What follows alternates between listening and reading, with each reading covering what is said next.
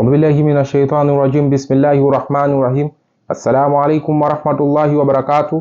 Allahumma salli ala Muhammadin wa ala ali Muhammad.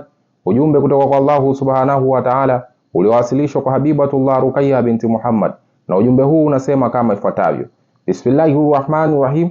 Allah subhanahu wa ta'ala anasema, ewe Ruqayya, waambie waumini wafuate mwito wangu. Ni mimi tu Allah jalla jalalu mweka maamuzi, na wakati habari yangu itakapotangazwa na wao watajaribu kujiokoa, watarudi kwenye mwito wangu, na huko ndiko kwenye wokovu. Wakati mimi Allah jalla jalalu ninaposhuhudia, inatosha kwao kunifuata mimi pekee, kwa sababu ni mimi tu Allah jalla jalalu niliye mkweli. Hakika muda wenu ni mfupi, na inatosha mimi Allah jalla jalalu kuwa mwongozo wenu.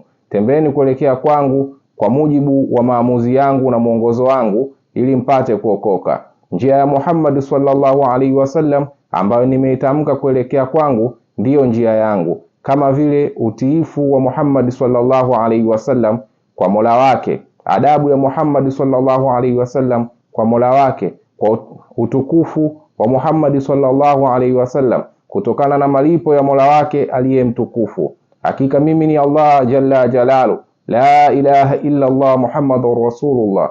Hakika wakati mimi Allah ninaposhuhudia, ni wajibu kwa waja wangu kuniamini mimi na kuyaamini yale ninayoyasema kuhusu mwisho wa zama, ili mpate kuongozwa kama vile mtakavyorudi kwangu na kufika kwangu. Bismillahir rahmanir rahim. Ulaika ala hudan min rabbihim wa ulaika humul muflihun.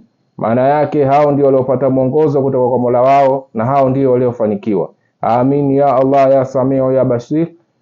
Alhamdulillah, wassalamu alaikum warahmatullahi wabarakatuh.